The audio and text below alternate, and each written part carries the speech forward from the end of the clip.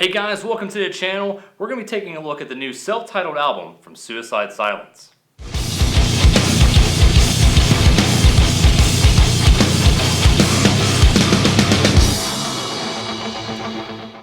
Hello and welcome to the KP show presented by Pure Metal Collective. I am your host KP for the evening, for the morning, wherever you're at. Thank you for watching. So we're going to be taking a look at the new, listen to the new self-titled album from Suicide Silence. Now this is the 5th studio album from these guys. There's a lot of reviews out there already, and today we're going to be taking a kind of unbiased, maybe a devil's advocate kind of view on this. We're going to be taking a look at a few different things that went into making the album and how the album sounds and the overall everything about it. So let's get right into this review. So let's talk about Suicide Silence just for a second, the band. I got into this band right around their second album, No Time to Bleed, and that's when Mitch Lucker was still in the band, and they were deathcore. They were a heavy, heavy band, and they were sweet. That's when I got into them. That's how I remember them. That's how I always hear them in my mind. When Eddie became the vocalist and they came out with their 4th studio album, I enjoyed it. It wasn't the same, but I enjoyed it. Obviously, it's not the same singer. Obviously, that stuff is going to happen. So, going into the 5th studio album now. The time era between the 4th and the 5th was a little weird to me. I actually got to see them in Cleveland, Ohio with Despised Icon, Whitechapel, Carnifex, and they were sweet. They killed it. But what was weird to me watching them late 2016, I believe, was the demographics that was happening at the time. Now, I'm 22 years old, and to me, Suicide Silence sound tries to appeal to like teenagers, young adults, maybe going into the 30s kind of deal. That's the kind of crowd they want to play to and whatnot. But when I was at this show, it was a little weird because there were a lot of parents there. There were a lot of dads, a lot of moms, and I was looking around. I was like, well, maybe they're here for Despised Icon, maybe they're here for Whitechapel, whatever. The demographics have been changing over the years for Suicide Silence. That's something that I would notice, and they're playing Rock on the Range for 2017 with Whitechapel. Coincidence.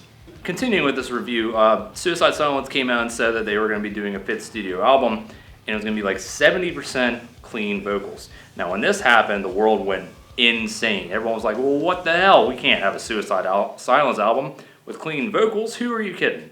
I decided I'll give it a shot. Why not?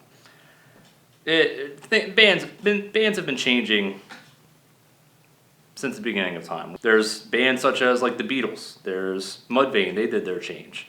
The Acacia Strain, one of my favorite bands, changed. Carnifex did a gradual change. But this is a strictly from deathcore to whatever you want to call it, because there's going to be elitists out there. Let's just call it metalcore for right now, just because it's including clean singing. There's still some metal in it. Let's just call it that for now.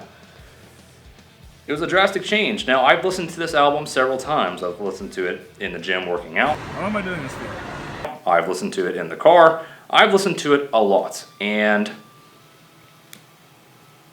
there's a few questions. Is it a good album? Well, that depends on who you're asking or what you're comparing it to. If you're comparing it to old school Suicide Silence, probably not. You're probably not going to dig it. If you're a hard time fan of the old stuff, this new stuff's not going to be for you. Now, there's a few moments in the album that shine, that sound like old school Suicide Silence. There's some slams, which I wasn't expecting. There's some heavy riffs. So there's that. If you're thinking about tone-wise or how it sounds compared to other albums, it sounds like their last few. It's just a studio kind of sound. But they did record it live, similar to the Cleansing, their first album, which means they had the drummer and the guitarist and the bassist all play, and it was recorded. And you can definitely tell when listening to this, it's a live sound. It doesn't sound bad, just a live sound. Eddie's vocals take more of a raw approach when it comes to like his screams or his lows, which there's not a lot of lows if you're thinking about that. But the cleans, now, there's some good clean vocals out there. There are. Eddie, not my favorite clean vocalist. It's good for what he's trying to do. He's trying to go for that Deftones, Korn kind of sound, and a lot of people have made those comparisons to those bands. I like Korn. I like Deftones. Sure, it sounds similar, but I wouldn't say it's over the top. I wouldn't say it's anything grasping or crazy, but I like to look at albums when a band comes out with a new album by itself. Not compare it to any other band, not compare it to something before. If this was an album, first album, by itself, is it a good album? Yeah, it's pretty good.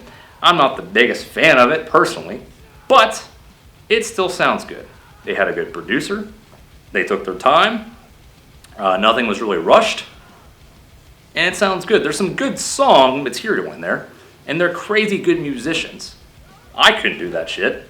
And I don't know if any of you might have been able to either. Because again, it was recorded live. And not a lot of bands do that. Because, one, you don't really have to anymore. And two, I don't really have to. So when you're listening to this, there's going to be, I already hear the keyboards typing away in the comments. But when you're listening to this, go ahead and just listen to it. Don't compare it to their old stuff, even though you will. Don't compare it to other bands, even though you will. Just simply listen to it by itself.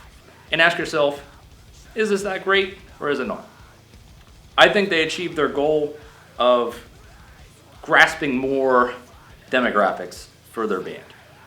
They're still going to play shows, and they're still going to probably sell out shows. They're still going to make money. There was a petition for this album not even to come out, which failed, obviously. There were a lot of people hating on this. And just so you guys know, Suicide Silence does not care at all. They've had multiple interviews where they'll just laugh off the comments and continue on with their day. These songs are going to be in their live arsenal, and they'll play their old stuff. And if you're an old school Suicide Silence fan and you're going to a show, you're going to be like, man, I can't wait for their old stuff. Because you still like them. You still love how they sound. Even though they might play a new song and you'll be like, whatever. You still enjoy them. And you know what? This might not be an album that I'm like, I want to listen to this again. But I am curious of what their next step will be. How, even though this just came out, how even more new material in the future will sound. Will the backlash from this make them go back to their old roots? Will they continue this to the point where there's no clean singing at all? I think of Avenged Sevenfold immediately. What do you guys think about this album? It's the self-titled album from Suicide Silence. Comment down below. Let's have a conversation. And if you want to keep up the speed with me on social media, you can follow me on Twitter and Instagram at KevinXPowell. We'll be doing more of these reviews. There's going to be some band interviews in the future, so be looking forward to that. And thank you very much for watching the KP Show.